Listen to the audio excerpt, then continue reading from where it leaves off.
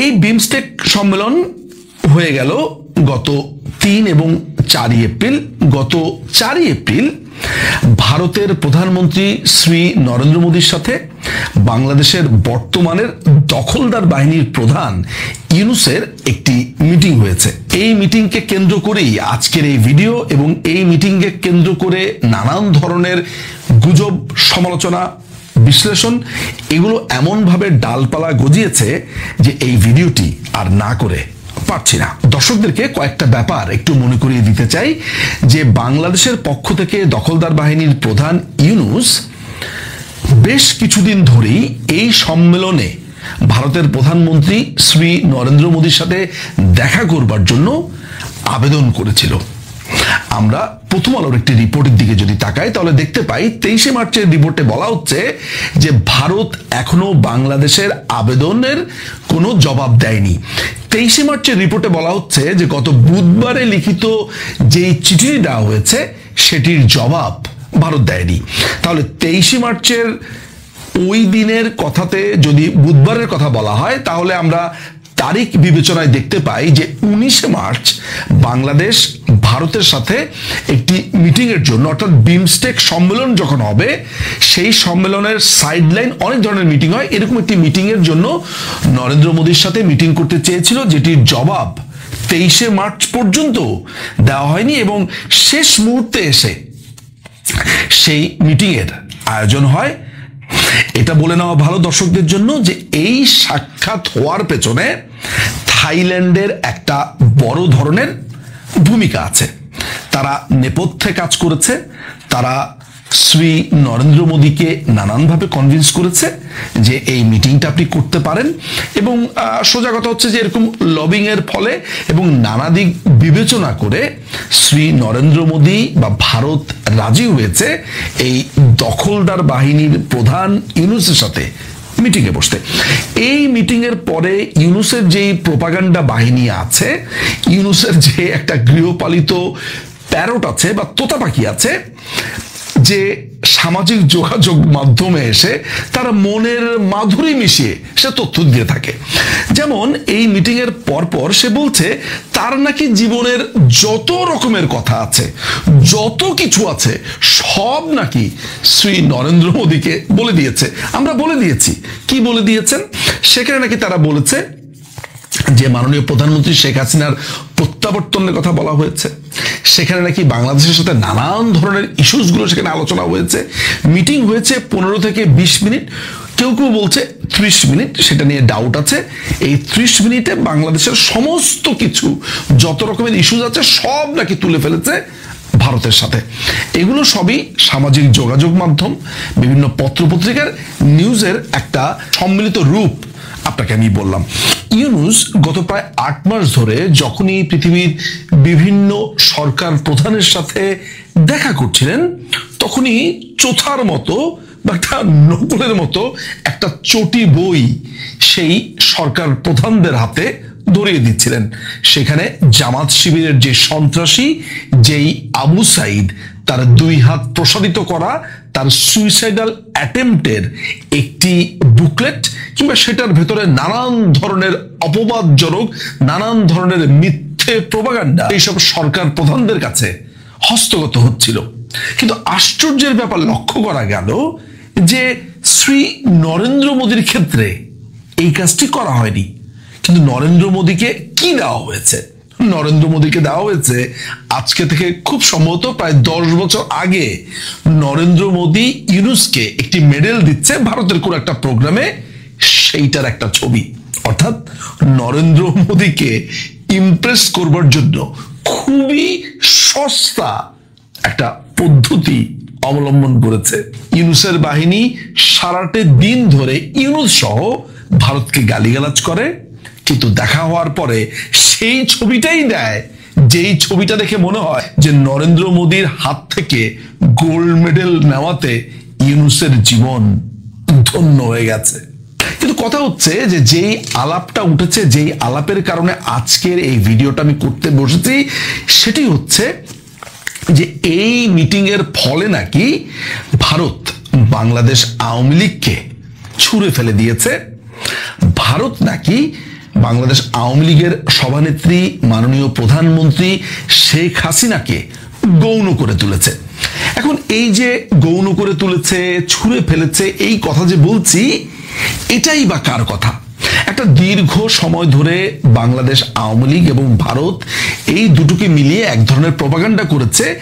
এই ইউনুস বাহিনীরাই বা ইউনুস বাহিনীর মতো এই এন্টি বাংলাদেশ ফোর্সরাই বারবার বলেছে ভারত নাকি কখনোই বাংলাদেশের সাথে সম্পর্ক গড়েনি, সম্পর্ক গড়েছে নাকি বাংলাদেশ আওয়ামী লীগের সাথে। এই প্রপাগান্ডা তারা ছড়ানোর সাথে সাথে বলেছে যে বাংলাদেশ আওয়ামী লীগ যদি ক্ষমতায় আসে তাহলে ভারতের কাছে দেশ বিক্রি করে দিবে, মসজিদের মধ্যে উলুধ্বনি হবে, সোজা কথা হচ্ছে সমস্ত কিছু নাকি ভারতকে দিয়ে দিবে। এই ধরনের একটা প্রপাগান্ডা বাংলাদেশে স্বাধীনতার পর চালু রয়েছে।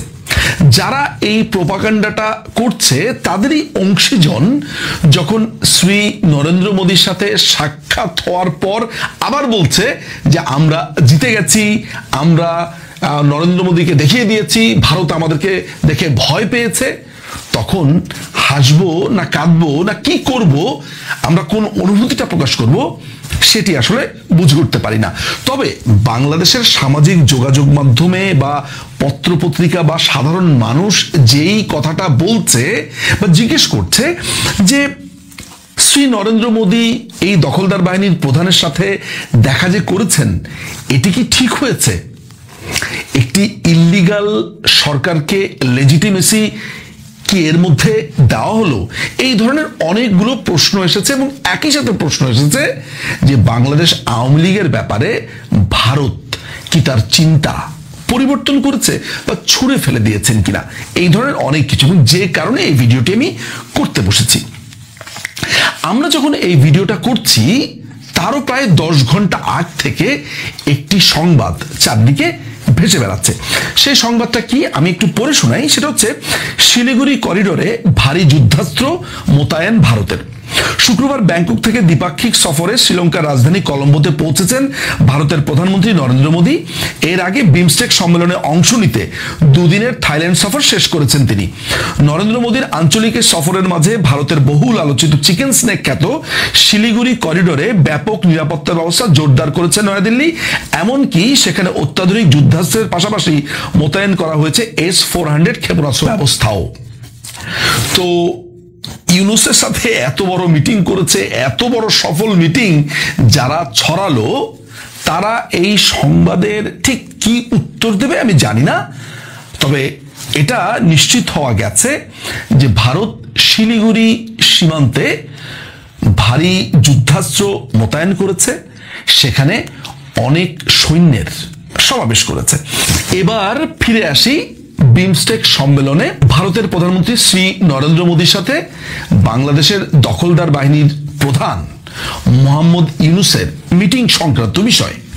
আমরা সবাই একটা প্রভাব জানি বা ম্যাক্সিম জানি যে একটি ভাতের হাঁড়িতে একটা ভাতকে টিপ দিলে আপনি বুঝে ফেলতে পারবেন যে হাঁড়ির অন্য ভাতের কি অবস্থা। ফলে এই মিটিং এর পর ভারত তাদের যেই নোটের সামারি দিয়েছে, অর্থাৎ ব্রিফিং দিয়েছে যে কি আলোচনা বাংলাদেশের সাথে হয়েছে, সেই আলোচনার দুটো পয়েন্ট যখন আপনারা জানতে পারবেন, আপনারা বুঝে নিতে পারবেন যে এই আলোচনা কতটা সফল হয়েছে বা কি হয়েছে। তার প্রথম পয়েন্টটি, ভারতের সাথে বাংলাদেশের যে আলোচনা হয়েছে, ভারত পরবর্তী সময়ে তার এই আলোচনার সামারি তাদের সরকারি ওয়েবসাইটে দিয়েছে। আমি খুব বেশি পড়বো না, আমি দুটো পয়েন্ট যদি দর্শকদের সামনে তুলে ধরি, আমার মনে হয় দর্শকরা সহজেই বুঝতে পারবেন যে আসলে সেই মিটিংয়ে কি হয়েছে। মিটিং এর ক্ষেত্রে বলা হচ্ছে যে শ্রী নরেন্দ্র মোদী বলছে যে তারা বাংলাদেশকে একটি গণতান্ত্রিক রাষ্ট্র হিসেবে দেখতে চায়, একটা ইনক্লুসিভ গণতন্ত্রে দেখতে চায়। একটা লোকের সাথে বৈঠকের সময় যখন শ্রী নরেন্দ্র মোদী বলছেন যে বাংলাদেশকে আমি একটি গণতান্ত্রিক রাষ্ট্র হিসেবে সবাইকে নিয়ে একটি গণতন্ত্র এই ধরনের দেখতে চাই, যদি কারো মাথাতে একটু সামান্য বুদ্ধি থাকে তাহলে সে নিশ্চিতভাবে বুঝে ফেলবে যে তাকে কষে একটা চড় দেওয়া হয়েছে কিংবা তাকে অপমান করা হয়েছে। এই অপমান বোধ ইউনুসের আছে কিনা এটি নিয়ে আমি যথেষ্ট সন্দিহান, কিন্তু শ্রী নরেন্দ্র মোদী যখন ইউনূসকে বলছে যে একটি গণতান্ত্রিক রাষ্ট্র চাই, তখন পরিষ্কারভাবে বুঝে নিতে হবে যে শ্রী নরেন্দ্র মোদী বা ভারত মনে করে বাংলাদেশ গণতান্ত্রিক অবস্থাতে নেই, যেটি কিছুদিন আগে ভারতের সেনাপ্রধান পরিষ্কারভাবে বলেছে এবং বারবার করে জোর দিয়ে বলেছে যে একটি গণতান্ত্রিক সরকারের সাথেই ভারত আসলে যোগাযোগ করতে বা তাদের সম্পর্ক মজবুত করতে আগ্রহী, যা বলেছে সেটির সারমর্ম। How's the administration? My stance is that when we have elected government, then we can say how should be our relationship. একই কথা আজকে ভারতের প্রধানমন্ত্রী যখন বলছে, তখন পরিষ্কারভাবে বোঝা যাচ্ছে যে ইউনূসকে এটা বলে দিচ্ছে যে দেখো, তুমি তো অগণতান্ত্রিক ভাবে একটি রাষ্ট্র দখল করে আছো, সুতরাং একটি নির্বাচন, একটি সম্মিলিত গণতান্ত্রিক পরিবেশ চাই। এর পরের আলাপে বা পরের পয়েন্টে সামারি দেখে যেটা বোঝা যায় যে ভারতের পক্ষ থেকে অর্থাৎ শ্রী নরেন্দ্র মোদী বলেছে যেই সব কথাবার্তা বলা হচ্ছে ভারত সম্পর্কিত, যেটা তাদের দুই দেশের সম্পর্ককে বিষিয়ে তুলতে পারে, সেটা অ্যাভয়েড করতে হবে বা অ্যাভয়েড করাই উত্তম। এবং ওই একই পয়েন্টে বলা হচ্ছে যে তাদের বর্ডার সিকিউরিটি টাইটেন করবার জন্য, বিশেষ করে বর্ডার ক্রসের ব্যাপারে যেই সিকিউরিটিগুলো আছে এগুলো যাতে বাংলাদেশ ভালো করে দেখে। পরিষ্কারভাবে বুঝিয়ে দেওয়া হয়েছে যে গত 8 মাস ধরে ইউনূস এবং তার বাহিনী ভারতকে নিয়ে যেসব আজে বাজে কথা বলে দুই দেশের সম্পর্ককে বিষিয়ে তুলছে, সেটার দিকেই ইঙ্গিত করছে।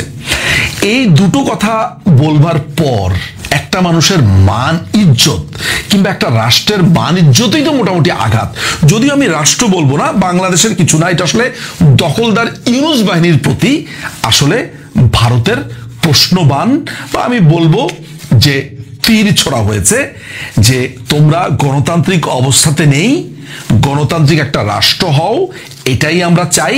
এবং একইভাবে আমাদেরকে নিয়ে যেসব আজে বাজে কথা বলছো, সেই আজে বাজে কথা বলা বন্ধ করো। এটাকে আপনি ভারতের একটা রেড লাইন বা সতর্ক বার্তা হিসেবেও দেখতে পারেন, ভারতের একটা প্রচ্ছন্ন জবাব হিসেবেও দেখতে পারেন, যেটা তারা রাইট ফোরামে দিয়েছে। এবং এই কথাগুলো বলার জন্যেও একটা মিটিং এর প্রয়োজন ছিল, কেননা গত 8 মাস ধরে ভারতের ব্যাপারে যেই নোংরামো চর্চা ইউনূস এবং তার বাহিনী থেকে হচ্ছিল, যেই একটা টক্সিক অবস্থার ভেতরে দুই দেশের রিলেশনকে নিয়ে গিয়েছে ইউনূস বাহিনী, তারাই যখন চায়না সফর শেষে এসে আবার ভারতের সাথে দেখা করে সেইখানে নানান ধরনের দাবি দাওয়া তুলে ধরে, তখন আমার মনে হয় না ভারত এর থেকে বেশি কিছু বলতে পারত, যাকে বলে ছোট্ট কথাতে জবাব দিয়ে দেওয়া। এই মিটিং এর মধ্যে ইউনূসের পক্ষ থেকে বলা হয়েছে যে মাননীয় প্রধানমন্ত্রীকে ফেরত দেবার কথা। এই ব্যাপারে ভারত কোনো ধরনের মন্তব্য করেনি। ইউনূসের তোতাপাকি বলছে যে ভারত কোনো নেতিবাচক মন্তব্য করেনি। এই লোকটা এত ভয়ানক যে প্রত্যেকটা মানুষকে আমার মনে হয় সে গরু ছাগল মনে করে। শ্রী নরেন্দ্র মোদী ওইখানে বসে এই কথার জবাব দেবে, এইটা ভাবাটাও তো একটা স্টুপিডের কাজ, যে ওই জায়গাতে বসে ভারত এটা জবাব দেবে।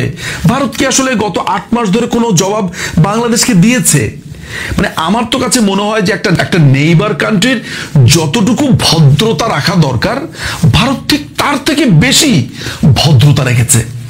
তারা এই নোংরামোর জবাব দেয়নি। ভারতকে দখল করতে বলা হচ্ছে যে ইউনূসের কথিত উপদেষ্টা বলছে ভারতের ম্যাপকে এক্সটেন্ড করে যে ভারতকে দখল করবে, এই করবে, সেই করবে, সেগুলোর জবাবও কখনো ভারতের পক্ষ থেকে দেওয়া হয়নি। সুতরাং এই যে প্রোপাগান্ডা ছড়ানো হচ্ছে যে ভারত বশ্যতা স্বীকার করেছে, ভারত হেরে গেছে, এখানে হার জিতের প্রশ্নই বা আসছে কেন? খুবই সোজা।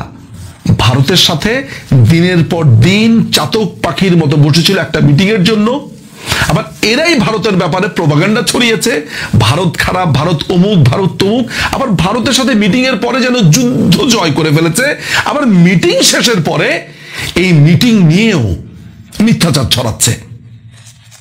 ভারত তার জবাব পরিষ্কারভাবে দিয়েছে এবং আমি ব্যক্তিগতভাবে মনে করি মিটিং আরও হওয়া উচিত।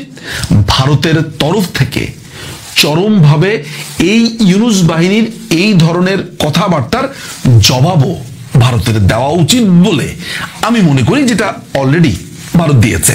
শেষ করব কয়েকটি ঘটনা দিয়ে। সেটি হচ্ছে যে আপনারা জেনে থাকবেন যে ভারতের প্রধানমন্ত্রী শ্রী নরেন্দ্র মোদী পাকিস্তানের প্রধানমন্ত্রী নওয়াজ শরীফের সাথে দেখা করতে গিয়েছিলেন। সে সময় নরেন্দ্র মোদী নওয়াজ শরীফের মার সাথে দেখা করেন এবং পা ধরে তাকে শ্রদ্ধা জানান। অনেকেই বলা বলি করছিল যে ভারতের সাথে পাকিস্তানের যে শীতল সম্পর্ক সেটি মনে হয় ঠিক হতে চলেছে, নানান ধরনের কথাবার্তা, নানান ধরনের বিশ্লেষণ। কিন্তু পরবর্তী সময়ে ভারতের সাথে যখন পাকিস্তানের এক কঠিন পরিস্থিতি আসে এবং ভারত যখন সার্জিক্যাল স্ট্রাইক করে পাকিস্তানে, তখন বোঝা যায় যে একজন মানুষের সাথে আরেকজন মানুষ বা পারিবারিক সম্পর্ক যদি এক রাষ্ট্রপ্রধানের সাথে আরেক রাষ্ট্রপ্রধানের মা বা রাষ্ট্রপ্রধানের থাকেও, রাষ্ট্র একটা সম্পূর্ণ আলাদা জিনিস। আমরা 1960s দেখেছি যে জওহরলাল নেহরুর সময়, যে সেই সময় চায়না ভারত ভাই ভাই এই ধরনের অনেক স্লোগান দেওয়া হয়েছিল, কিন্তু পরবর্তী সময় দেখা গেল 1962-তে চায়না ভারতের একটা অংশ আক্রমণ করে বসেছে। পৃথিবীতে আমরা এরকম অনেক সম্পর্ক দেখেছি, যেমন আমরা ট্রাম্পের সাথে আপনার নর্থ কোরিয়ার সম্পর্কের ক্ষেত্রে দেখেছি যে সম্পর্ক এক জিনিস, কিন্তু যখন দুটো রাষ্ট্রের নানান ধরনের চুক্তি হয়, নানান ধরনের রিলেশন হয়, সেটা আরেক জিনিস। সাম্প্রতিক সময়ে আপনি দেখুন না কেন যে আমরা জানি যে ডোনাল্ড ট্রাম্পের সাথে আপনার রাশিয়ার প্রেসিডেন্ট পুতিনের অসম্ভব ভালো সম্পর্ক, কিন্তু আমরা আবার কয়েকদিন পরেই দেখতে পেলাম যে রাশিয়ার উপরে বিশাল এক ট্যাক্সের বোঝা চাপিয়ে দেওয়া হয়েছে এবং আন্তঃরাষ্ট্রীয় আবার আলাপের সময় সেখানে রাশিয়া বিরোধী বক্তব্য রাখা হচ্ছে। রাজনীতিতে এরকম ব্যক্তিগত সম্পর্ক অনেকেরই থাকে, অনেকেরই থাকতে পারে, কিন্তু দুটো রাষ্ট্র যখন নিজস্ব ডিপ্লোম্যাটিক ব্যাপারে সিদ্ধান্ত নেয়, পররাষ্ট্র নীতির ক্ষেত্রে সিদ্ধান্ত নেয়, তখন সেটি সম্পূর্ণভাবে আলাদা এবং রাষ্ট্রের সমস্ত কিছুকে বিবেচনা করেই সে সিদ্ধান্ত নেওয়া হয়। সুতরাং বিমস্টেক সম্মেলনে দখলদার ইউনূসের সাথে ভারতের প্রধানমন্ত্রী শ্রী নরেন্দ্র মোদীর এই সাক্ষাৎকারকে নিয়ে যারা ভেবেছেন যে বাংলাদেশ আওয়ামী লীগ সম্ভবত গেল, বাংলাদেশ আওয়ামী লীগের সাথে ভারতের আর কোনো রিলেশনই থাকলো না, আর একটি ভুলের স্বর্গরাজ্যে বিচরণ করছেন বলে আমি মনে করি।